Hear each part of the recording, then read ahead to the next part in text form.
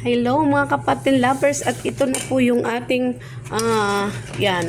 Ito yung sauce natin na gagawin. Half glass ng milk powder at half glass din ng tawag dito ng harina.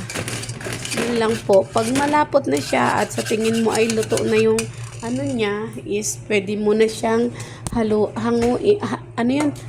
ahunin. Tapos, hanguin. Tapos, ilalagay mo na yung cheese. Paano ko mahalo to? Hawakan mo daw ito saglit eh. Pag 1 minute na, patayin mo. Ayan na, hanggang 1 minute lang kasi yan. At yan ay pang timeline. Look at this guys. Yan siya, yung sauce niya. Tapos ito yung bechamel niya. Yung kalahati is nandun yung palaman na